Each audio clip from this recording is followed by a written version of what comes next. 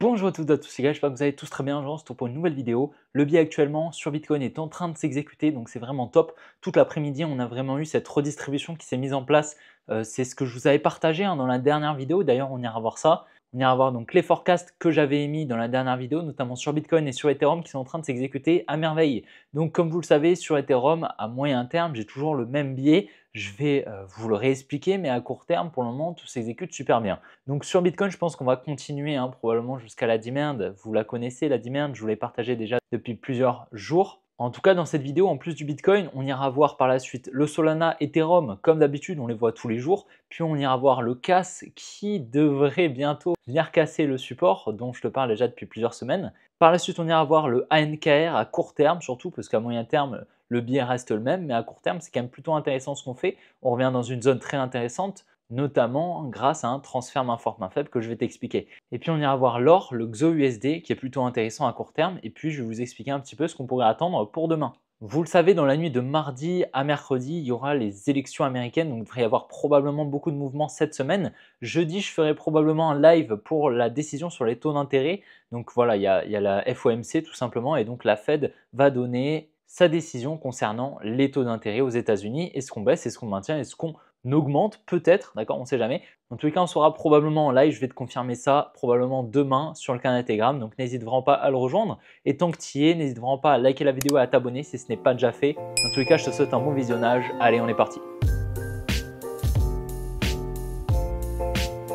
Alors pour commencer, je te montre simplement ce que j'attendais. Donc j'attendais ici dans cette demand, juste là, comme tu vois, on avait une accumulation que je t'avais partagée. Je m'attendais à un retour au-dessus de la tiers, donc la tiers qui est au niveau de l'automatic rally, pour revenir ici dans tout ce bloc haussier juste là, et surtout cette supply juste ici pour redistribuer et continuer la baisse, étant donné que l'order flow selon moi était baissier. Donc ça, c'était ce que je t'avais partagé dans la dernière vidéo, et comme tu le vois, on est bien venu chercher la tiers juste là, qui était au niveau de l'automatic rally. D'ailleurs, on est bien venu la chercher dans la soirée, c'était le mouvement aussi que j'attendais. J'étais aussi à très court terme, mais baissier à court terme, ok, plutôt à court terme, voilà, on est plus sur du court terme que du moyen terme.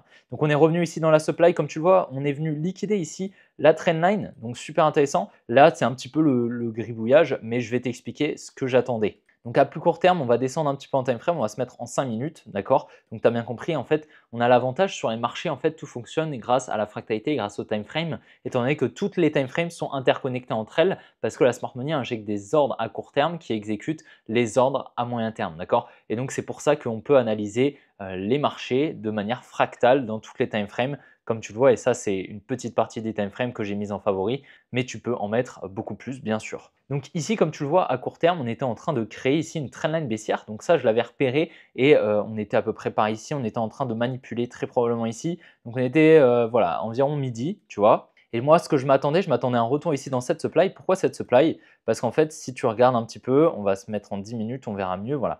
Ici, même en 15 minutes, on a de la fair value gap ici entre ce low juste là, donc le low de la supply, et également le high juste là. Donc en fait, tu vois, on était venu créer une résistance juste ici. On avait un petit peu de fair value gap entre cette résistance et le low juste ici. Donc là, on est en 5 minutes et donc je t'explique un petit peu moi ce que je m'attendais. Je m'attendais donc à la liquidation ici de cette résistance. En même temps, on liquide la trendline et donc en fait, la liquidation de la résistance, on ne va pas appeler ça une liquidation pour la money, on va appeler ça plutôt une cassure de la résistance et un breakout de la trendline. D'accord? Donc là, on a les deux qui viennent être cassés en même temps. Quel impact ça a dans la tête de la money? Tout simplement, elle va être incitée à acheter. Et donc moi, c'était vraiment ce que j'attendais et je voulais rentrer ici au changement de structure juste ici. Tu vois, j'attendais le changement de structure qui était juste là. Là, ce n'était pas un changement de structure. Comme tu le vois, on avait un trop petit retracement tout simplement. Donc le changement de structure pour moi était ici. Si on venait à casser la structure ici, je mettais un stop loss juste au-dessus de ce high et je m'attendais à des plus bas. Finalement, tu vois, on n'est pas venu casser la structure et on est venu réaccumuler et on est reparti à la hausse. Finalement, après, j'ai arrêté d'être sur les écrans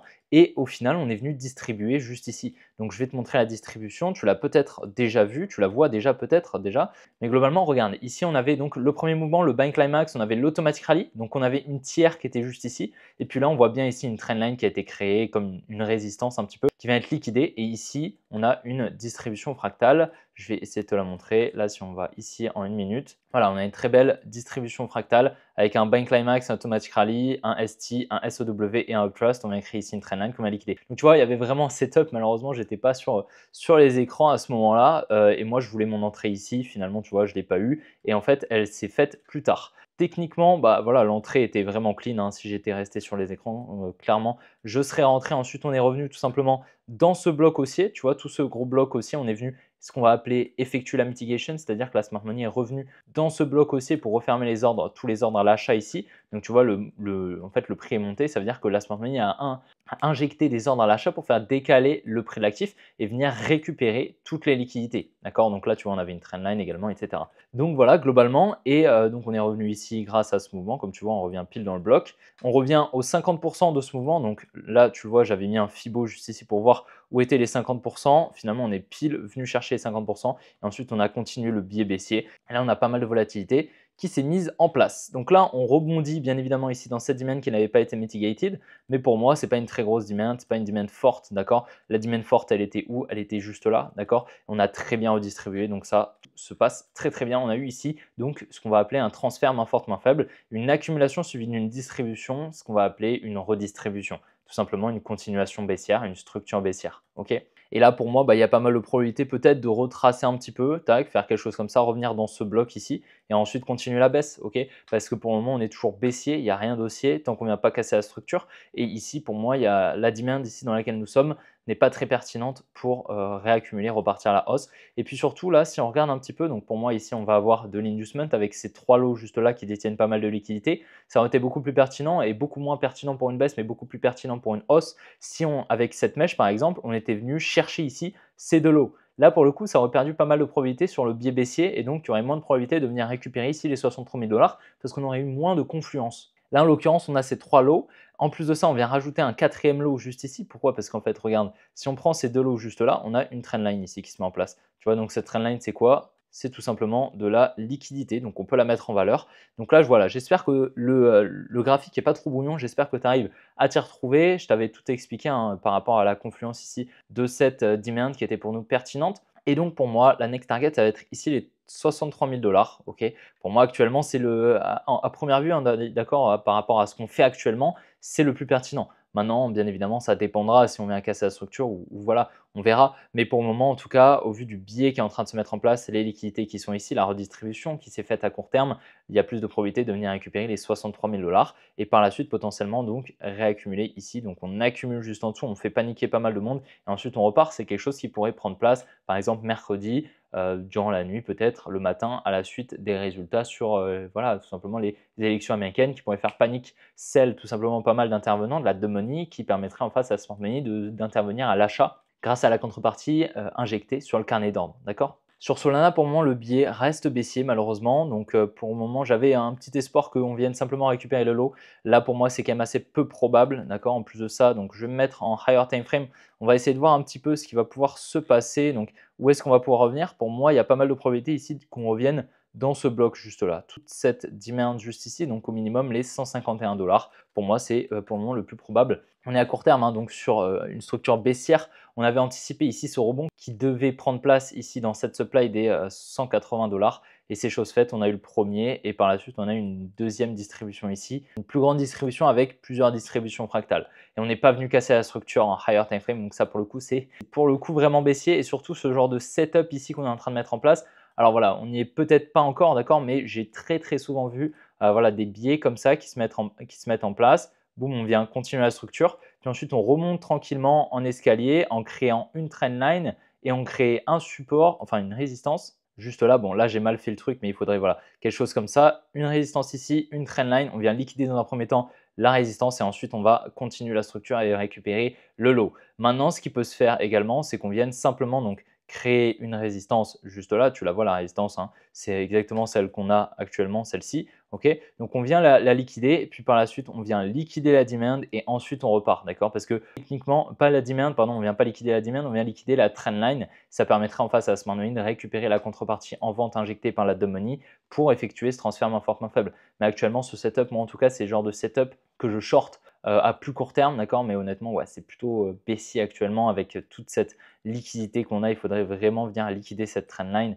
juste en dessous accumulé, d'accord? Faire vraiment quelque chose comme ça, boum, et ensuite on repart. Là, pour le coup, ce serait pertinent, mais actuellement, étant donné que la structure est toujours baissière, comme tu le sais, avec un high protégé juste là, aux 184 $, bah, techniquement, le billet reste baissier en higher time frame. Mais bon, on verra bien évidemment en fonction de ce qui va se faire. Donc sur Ethereum, comme tu le sais, on a énormément de touches ici sur cette trendline à moyen terme. Donc voilà, là j'en ai mis quoi 7, ok, mais à court terme, il y en a beaucoup plus, d'accord. Cette trendline est très très forte pour la money et on va venir la casser très probablement bientôt. Donc là, plus moyen terme, long terme, on a un énorme support, tu vois, ce support, il a été créé il y a plus de 320 jours. Il est gigantesque, il incite énormément la money à se placer et elle ne se place pas en vente, elle se place bien évidemment à l'achat au-dessus d'un support. En higher time frame, on a en plus de ça une énorme trendline, comme tu le vois, et cette trendline, elle incite énormément la money à se placer à l'achat encore plus. Donc là, en fait, la money a énormément d'arguments pour acheter. Donc hier dans la vidéo, je t'avais partagé ici ce bloc. Donc ce bloc était super intéressant, c'est tout simplement une supply, ok. Donc au niveau ici de ce support, la money au contact, en fait, elle est venue tout simplement acheter, ce qui a permis en face à la smart money d'effectuer ce transfert main forte main faible et de vendre tout simplement. D'accord. Donc là ici pour moi c'était une supply très forte. On vient en plus de ça liquider ici, tu vois cette trendline. Donc là ici on a distribué, donc elle a pu inciter encore plus la money à acheter et donc en face tout simplement injecter ses positions en vente grâce à la contrepartie. D'accord. Donc comme tu le vois, on est revenu ici distribuer une première fois, boum, on est revenu récupérer le high, on a effectué une trendline juste là qu'on est venu liquider et ensuite on est venu injecter le mouvement, on a eu un transfert à court terme ici. Et donc voilà, pour le moment le biais reste baissier, donc l'analyse s'exécute super bien. Je m'attendais à une redistribution juste là, l'accumulation qui avait pris place ici que je t'avais partagé hier, une distribution juste au-dessus de la tiers dans la supply. Pour le moment tout est super, tout s'exécute super bien. On a donc la trendline qui vient être confortée, voilà, et puis on devrait venir la casser tranquillement, d'accord. On devrait faire quelque chose comme ça, je pense, boum, et ensuite continuer la structure baissière, pour moi c'est le plus probable. Sur le CAS, comme tu le vois, on vient encore conforter ici ce support. Bon, il y a d'énormes probabilités de venir liquider. En fait, conforter un support, ça signifie tout simplement que la money est incitée à se placer à l'achat, d'accord. Si on vient conforter une résistance, ça veut dire que la money est incitée à se placer en vente. Donc là, en fait, il y a énormément de liquidité juste en dessous. Juste en dessous de ce support, il n'y a pas de demand, d'accord. Il n'y a pas de demand ici, il y a zéro demand dans lequel tout simplement se retourner. Donc la next target, tout simplement, moi je pense qu'il va se passer, c'est qu'on va faire ça, on va faire un boom. Tous les ordres en vente ici qui sont là, ils ne vont pas servir de contrepartie. Ok, la smart money ne va pas se placer en face. Tout simplement, elle va les laisser s'exécuter sur le marché pour faire décaler le prix. Et boum, tous les ordres, ils vont s'exécuter, ils vont s'exécuter, ils vont s'exécuter. Et donc le carnet d'ordre va forcément décaler en vente de manière assez impulsive, tout simplement. Et boum, on va venir récupérer ici les 0,5. D'accord. Pour moi, c'est le plus probable. C'est vraiment une demande intéressante. Pour moi, c'est du moins la plus pertinente de tout ce qu'on a là, hein, vraiment, là, de tout ce qu'on a là, c'est celle-ci qui est intéressante pour un retournement, pour potentiellement investir. En tout cas, ici, moi, je ne mettrai pas une seule pièce sur le CAS. Et en dessous, alors peut-être à moins qu'on fasse vraiment ça, boum, et ensuite on repart, on a vraiment une accumulation qui se met en place. En tout cas, moi, je pense que la smart money ne va pas servir de contrepartie parce qu'elle va devoir venir mitigated ici les ordres qu'elle n'a pas refermés. On voit bien qu'elle n'a pas refermé ici. Entre ce high et ce low, il y a énormément d'imbalance. Okay, donc ça veut dire que la smart money n'est jamais revenue dedans. Et donc, elle devrait forcément venir tôt ou tard refermer ses ordres. Et puis voilà, en tout cas, le biais s'exécute super bien depuis. Ici, je t'avais partagé le premier top, puis le deuxième top, puis le troisième ici. Donc voilà, pour le moment, le biais s'exécute super bien. Alors, c'est une analyse qui avait fait beaucoup parler parce que beaucoup n'étaient pas d'accord avec moi, bien sûr, étant donné que là, voilà, il y avait une certaine hype qui se mettait en place sur le CAS. Ici, il restait un petit peu de hype. Et puis voilà, petit à petit, forcément, le transfert main forte, main faible a pris place ici, étant donné que la hype a incité la money à se placer à l'achat. En face, la smart money tout simplement vendait. D'accord. C'est ce transfert main forte, main faible qui prend place continuellement. Et puis en plus de ça, bien sûr, on avait une distribution qui assure une résistance, nouvelle ATH, etc., etc. Donc forcément, il y avait tout ça qui était très confluent pour une analyse baissière que j'avais. Sur le NKR, je ne vais pas te faire voilà, je vais pas te refaire l'analyse, mais globalement, on est baissier, on a ici une grosse trendline à venir liquider. À plus court terme, on va regarder un petit peu, mais là, voilà, on a pareil, tous ces lots ici à venir liquider, d'accord. Probablement. Pour le moment, le biais reste baissier depuis ici cette supply que je t'avais partagé lorsqu'on y était. Et puis à plus court terme, voilà, je vais te montrer un petit peu ce qu'on a fait pour moi. Voilà, on va se mettre vraiment à court terme parce que c'est une analyse qui est plutôt intéressante, je trouve. Donc là, tu vois, on a ce qu'on va appeler une redistribution. Donc là, à court terme, comme tu le vois, où est-ce qu'on est revenu? Juste ici, là, dans cette supply. Donc la supply initiale du mouvement, tu vois, on revient bien dedans, hein, au pips près. Donc je ne l'ai pas tracé de manière extrêmement précise, mais globalement, si tu veux que je la trace beaucoup mieux, voilà, elle est comme ça, on revient pile dedans. Donc c'est parfait, on revient en même temps liquider en fait tous ces highs juste là qui sont tout simplement de l'inducement et de la liquidité pour la smart money. Par la suite, on vient ici créer une petite trendline, on va la liquider, boum, et on réalise le mouvement. Tout simplement ici, c'est une distribution qui avait pris place.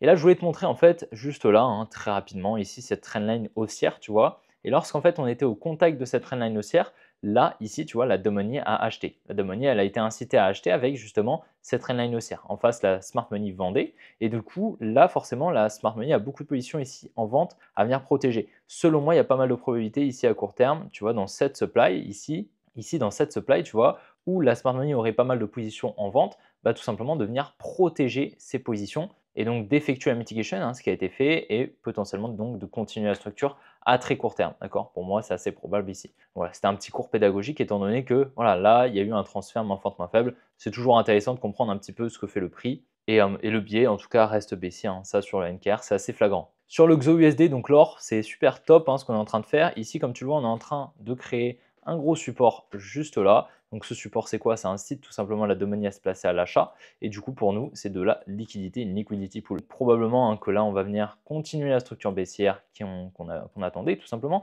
Donc je m'attendais à l'exécution ici de cette distribution jusqu'à au moins la tiers, juste là au 2700, et probablement jusqu'à cette demand hein, qui était très intéressante au 2680. Et pour moi, donc demain, on devrait, tu vois là, on est en train de protéger les highs, on vient à chaque fois récupérer les liquidités. Boum, par contre, on est en train de conforter un support. Donc pour moi, là, on devrait venir récupérer ici tous les lots. Tous ces lots là, ils sont gorgés de stop loss. Ces stop loss, c'est des ordres en vente. Et donc, je pense honnêtement que lorsqu'on va commencer à venir récupérer le support, il va y avoir beaucoup d'ordres en vente qui vont être exécutés. Et donc, ça devrait faire décaler le prix de l'or assez rapidement, ce qui permettrait d'aller chercher la tiers et potentiellement donc de réaccumuler ici dans cette demand au niveau des 2680 tout simplement. On a vraiment une belle distribution. Donc voilà, je te l'avais partagé hein, lorsqu'on était par ici, il me semble. On était là quand je t'en avais parlé, ou ici peut-être, je sais plus trop, ou là, je sais plus. Bref, dans tous les cas, on a eu le changement structurel, etc. Tout était très clean. Et cette distribution, donc nous, on attend au moins la tiers et probablement ici cette demand. Et donc voilà les gars, j'espère que la vidéo aura plu. Si c'est le cas, n'hésitez vraiment pas à la liker, à vous abonner si ce n'est pas déjà fait. N'oubliez pas, si vous souhaitez aller un petit peu plus loin dans votre analyse technique, dans votre compréhension du marché, afin d'intervenir sur le marché autant en investissement qu'en trade, mais surtout comprendre le marché et puis apprendre énormément de concepts qui vous permettront d'acquérir une compétence à vie tout simplement sur les marchés. Dans ce cas-là, n'hésitez vraiment pas à aller faire un petit tour sur le premier lien en description qui vous permettra de prendre un appel avec un membre de mon équipe pour voir si votre profil tout simplement correspond à ce que nous on va rechercher pour intégrer l'académie. Et puis dans tous les cas, je vous souhaite une bonne après-midi, une bonne soirée. On se retrouvera demain pour une prochaine vidéo comme d'habitude. Allez, ciao les gars!